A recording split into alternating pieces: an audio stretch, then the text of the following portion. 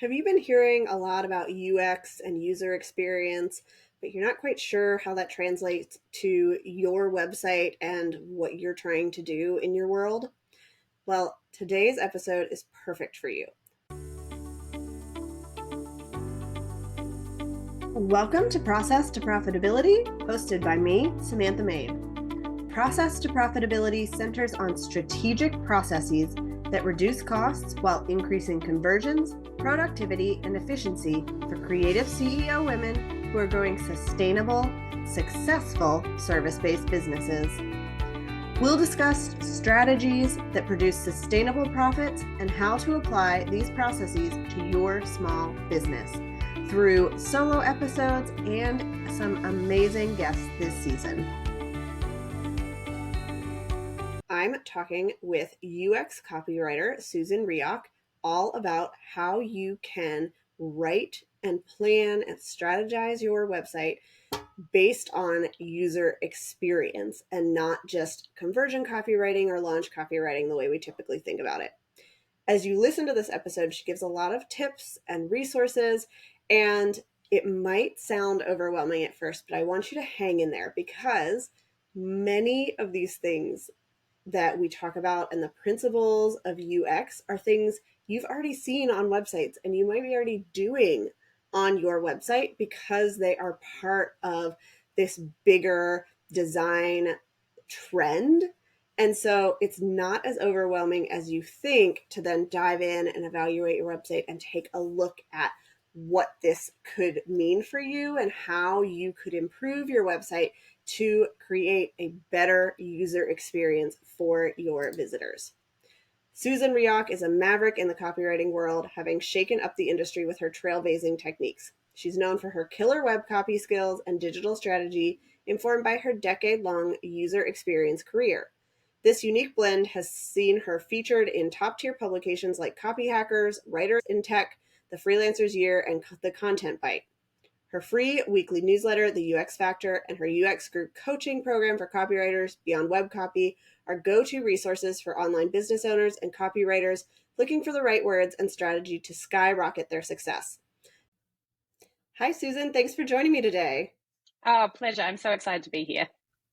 I read your official bio at the beginning of the show, but can you tell us a little bit more about who you are, where you're located, and then what your business journey has looked like? Yeah, for sure. I love that question. So I'm Susan Reoch. I'm located in a tiny little old fishing village called Kiama that's just south of Sydney. It's absolutely beautiful. So I love being by the sea. I'm a long way from where I began, I guess.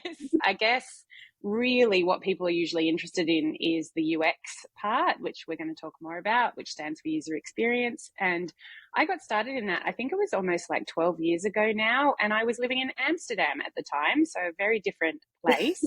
I was working at booking.com, which was such a privilege to get to see a company that fully embraced X early on and, learn all about it there. And I was working as what we just called at the time, I think we were called e-commerce copywriters or something like that. I didn't even really know that what I was doing was UX at the time because it sort of preceded the terminology that has, grown up around it. And when I came back to Australia, that was a problem because I was pitching myself as a copywriter and I wasn't. I was doing what we now call UX writing. So writing little bits of micro copy to optimize an overarching user journey, which is very different from traditional conversion copywriting.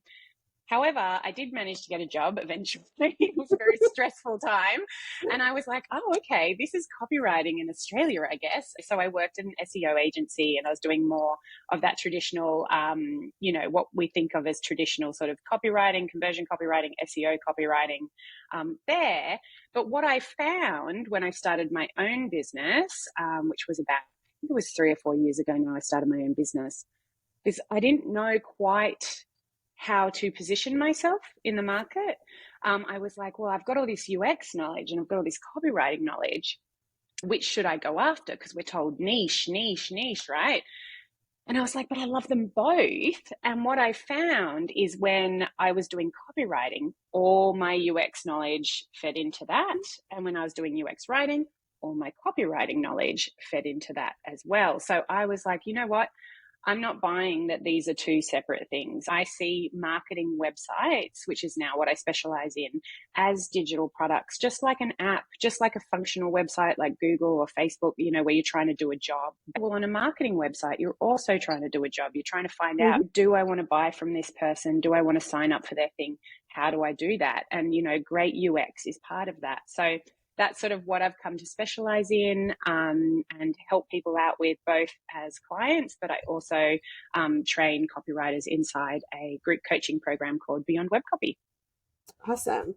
Yeah, I heard you on another podcast and I was like, I know what UX is from a website design perspective, and I have just recently started having other people kind of understand what that is in the online space. I really want to know how UX and copywriting and like all of these things fit together, because when we can bring all of those pieces together, we create just a really powerful experience for our users. It helps our business so much too. You nailed it. It really, I always just, if I'm saying it in really simple terms, I'm like, my goal is to create a win-win for the business and for their website visitors. They really go hand in hand. And that resonates with a lot of people, because they've been told, you've got to sell. And this is like, no, if you just really hone in on what, your people want and are trying to do, you can have those big business wins. Yeah. So what is UX copywriting, and maybe how is that different from like some of the other stuff people might be more familiar with? For sure. So I think just to take it one step back, just so that everyone listening is like, oh, okay. Because when you're familiar with UX, it's easy to throw that term around a lot. But user experience, what people often think is it's the experience of someone on a site, which is absolutely true. It's exactly what the words say. But there's also two other definitions for it. So it's also a process of design, UX design, which I'm sure you're familiar with, Samantha, which is all around design thinking, where you empathize, you define, the problem someone's having, you then ideate a solution, you prototype, create it, and then you test it, and then you sort of go around again. So it's a very iterative way of doing it, as opposed to, I think often in copywriting, people think of it more for launch copy, and they think, well, I've got my last launch, my last website, put that in the bin. I'm going to try something completely new. I'm going to innovate, and I'm going to try and beat whatever my results were with that. Whereas with UX, it's more that iterative, like, okay, what parts aren't working? Which parts can I tighten up? How can I make this better? So you don't just like publish a website and be done. You're constantly looking to improve it and get better results. And then how we're able to sort of like think of new things to try, UX is also, quite a few decades in now. And there have sort of been these design principles that are considered good UX, that are sort of heuristics, something called heuristics. So people can go check out those on the Nielsen Norman Group website. That's a great resource for anyone that's listening.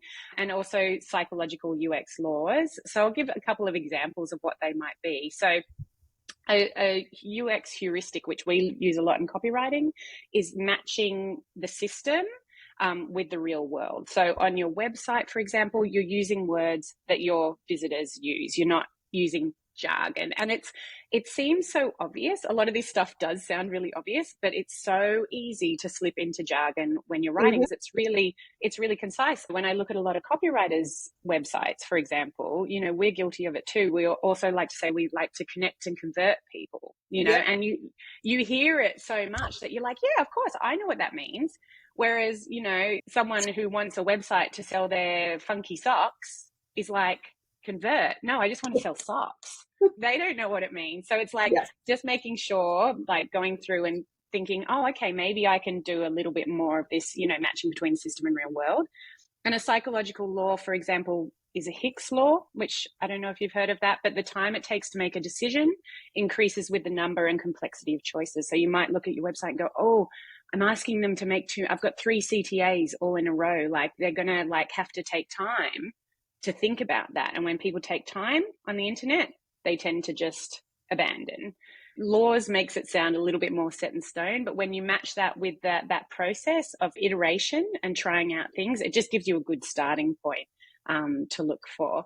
So yeah, and basically we do all that with words because, as you know, Samantha, working as a designer, there's always this debate, what comes first, the copy or the design? And I like to always think that copy comes first, but in order to do that effectively, you have to understand this UX design part. You really do, because you might write something beautiful but not understand how that's actually going to work on a website, and it won't work, and the designer will get it and go, what to do with it? That makes a lot of sense. And I agree, copy needs to come first. But there are certainly rules and guidelines people need to follow when writing copy. If we want to list out like 3 different service options next to each other, the paragraphs need to be the same length. We can't have one be 3 lines and one be 10, or it's not going to look right. Exactly. Yeah, it's in having an understanding of that design. So I love this approach to copywriting because this is also how we approach design. And I like to remind myself of like my mom, who is tech friendly enough that she can go to the website, she knows how to do stuff, but she is not going to go dig through somebody's site to figure something out. She wants it to be simple and easy, and she is not going to go through 3 CTAs. She's going to have no idea what convert means. Like when she goes to her chiropractor website, she just wants to know, okay, you treat the condition I have, you take my insurance, here's how I can schedule an appointment. And that is part of the design, it's part of the copywriting, and it really comes back to like there's this strategy, there's a reason why we're doing all of this, and every piece of it needs to work in that strategy. Yeah, 100%. We covered a lot of it, but is there anything else that we missed about why user experience and UX is so important? Yeah, I think we have we have covered a lot. I think it's really what you just said, looking at that overarching strategy, and it really allows you to see things that you might have missed. For example, looking at even the biggest strategy outside your website and looking at like, where are people coming from? I think sometimes people think they're going to get a website and then that's going to be it. All the customers are going to come flooding in. I'm like, no, you need a strategy for traffic. And Yep. then you also need a strategy once they leave your website. What's your customer experience like? What's your email system? Like, it's looking at that whole digital organism and, making sure that everything plays a role. It's obviously important for the people at the end of your experience, like your mom. And it's obviously, I think we've covered why it's important for your business, but why it's important for the people who own the website or are writing for the website is it takes a lot of pressure off, actually.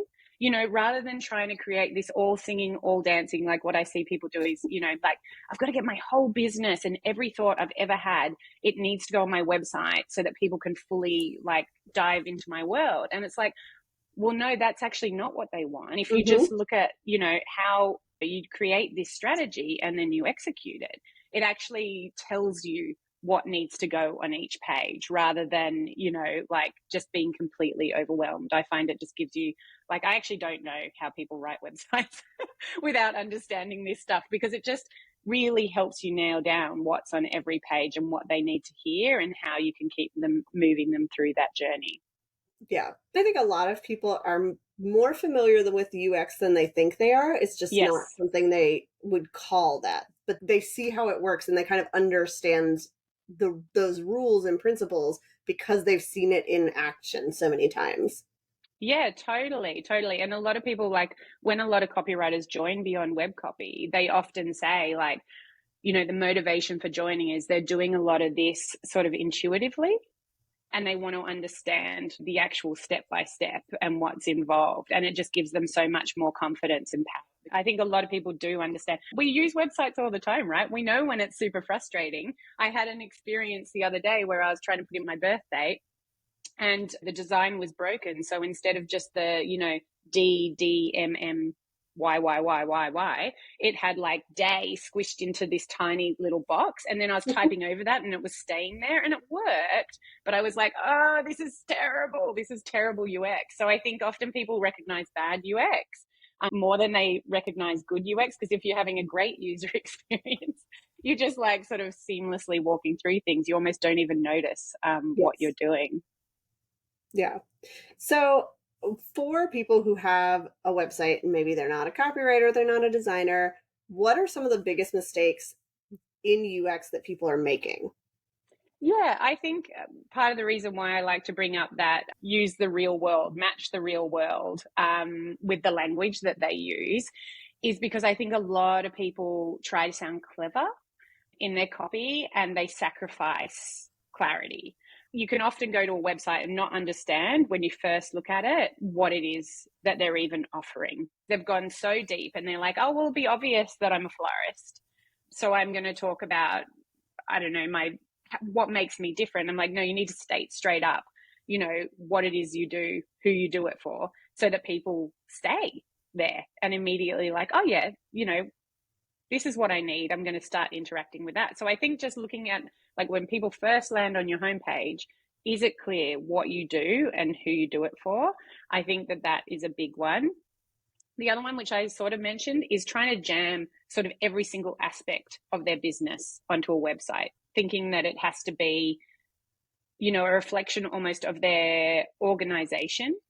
These are all my services. So, we need to, and this is how we structure them and group them. So this is how we've got to do it on the website, rather than thinking, how is someone actually going to move through the website, because they're probably not going to open up every single one of those pages and hold them all up next to each other. I think that can often be a problem. And the other thing that I see, and this is more, where I think the UX and the copywriting part is so important, is people think of web pages almost like they do as newspaper ads, because that's where copywriting comes from. It comes from things like billboards, ads, the Mad Men days, that kind of thing. And so they're like, if I just make this page like super compelling, then that's it, job done. But they're not thinking, oh, where have these people come from? Where are they going next? I see amazing sales pages sometimes and I click through the cart page and I'm like, but you just gave up on the cart page. Yeah. You're so close. Keep going, keep people moving, So I think that they're some of the big mistakes that I see people making, and they're small and easy things that can be fixed as well. All right. So if somebody wants to get started on improving their website UX, like what are the basic steps that they could start out with? Yeah, for sure. There's a couple of ways to approach this. So the more in-depth steps that I teach inside Beyond Web Copy is about finding the point of connection between what your visitors are trying to achieve and what you're trying to achieve as a business, and making sure that those connect. Then you need to look at what is the structure or architecture, information architecture is what we call it, that makes sense in terms of like a navigation and a user journey. Then looking at each page. So you've got the skeleton there, you've got sort of your goal there. Then you want to look at each page and is there a logical hierarchy? Is the most important information at the top? Does it move people down so that they can get more information? Is there a CTA at the bottom? There's another thing that I often see missing. Yep. Then when you've got those pages, you want to connect it all with micro copy, which is something we deal a lot with in UX. So they're like, the little bits of copy that guide people through the journey. So we're talking about button copy, copy on your forms, confirmation messages, error messages, those kind of things, and making sure that they're keeping people on track. Penultimately, focusing on those points of conversion, so around the buttons, and making sure they're optimized, making sure they're super compelling and like clear, getting people to click through, and then making sure that overall we just want to be constantly sweeping to make sure that we're being inclusive, that we're using accessible language, and also just testing, and making sure that what we're writing is actually effective. That's a big picture.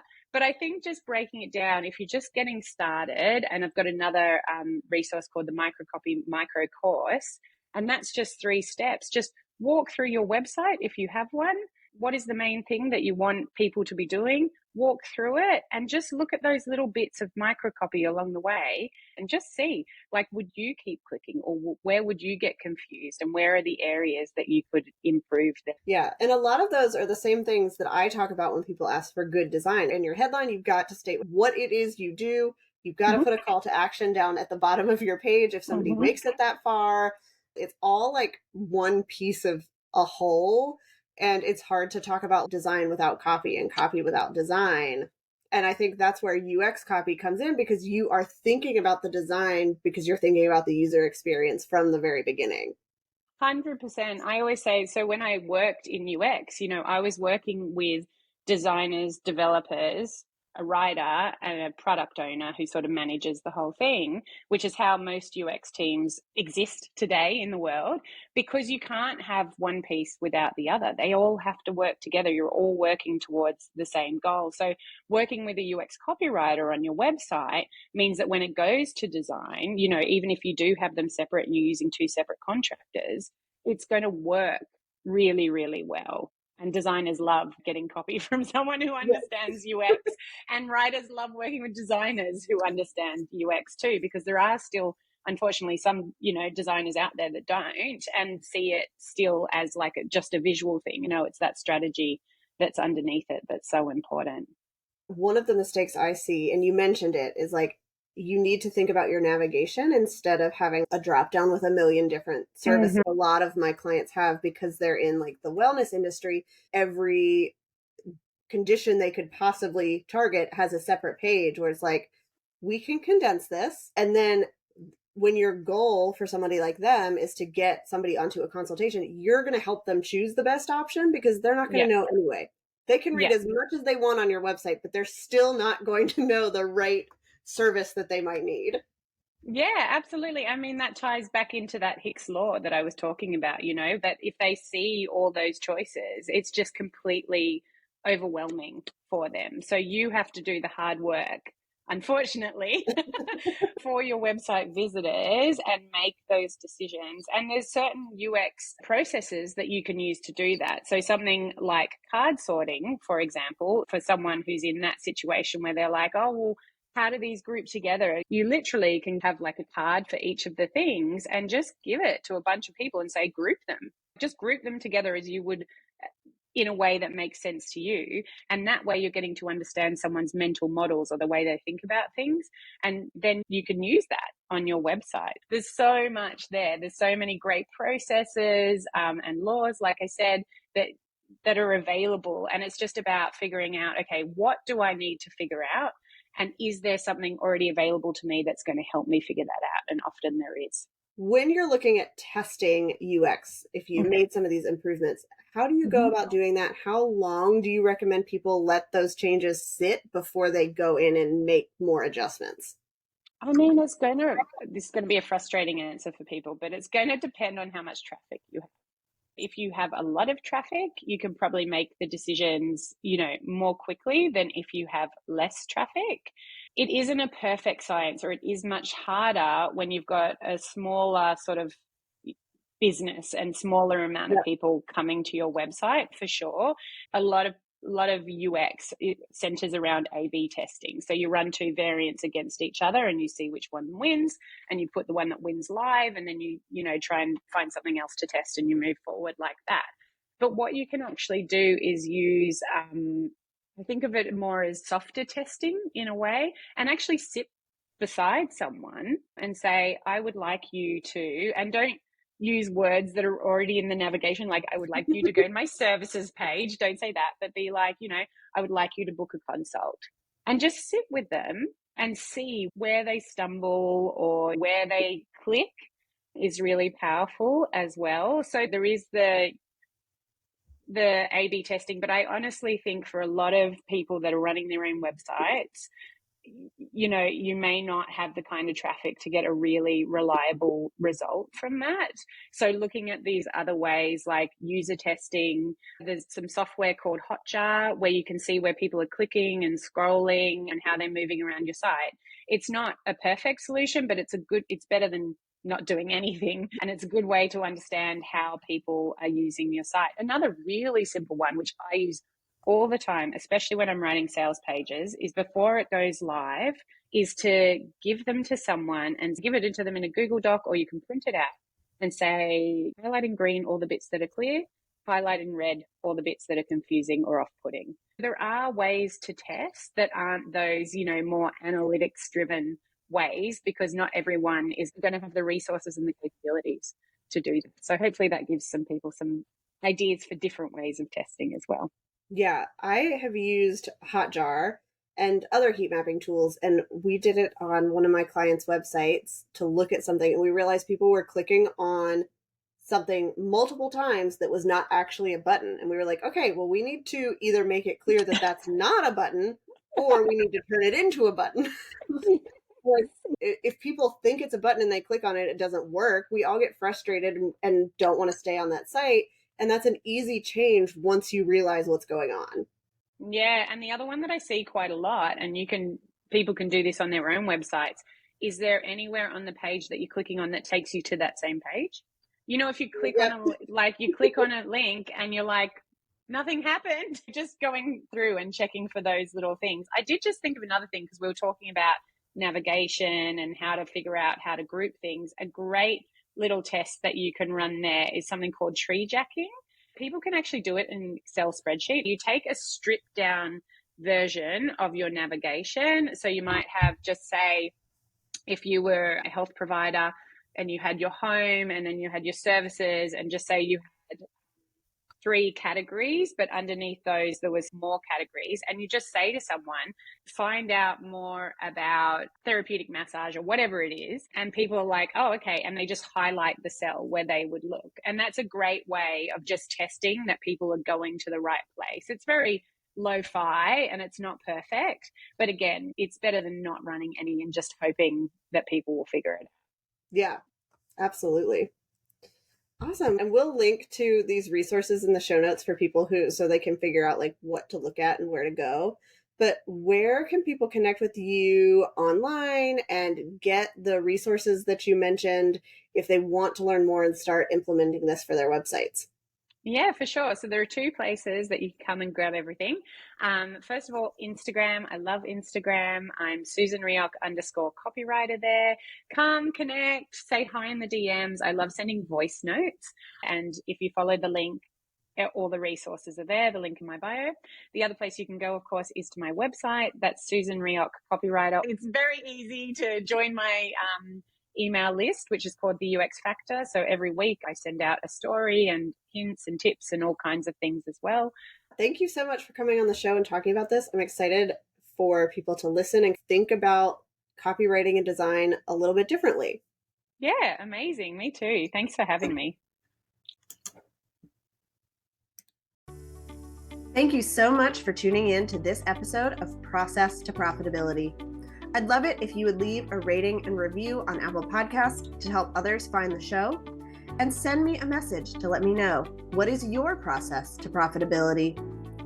You can connect with me on my website at lemonandthesea.com or on Instagram and TikTok at lemonandthesea.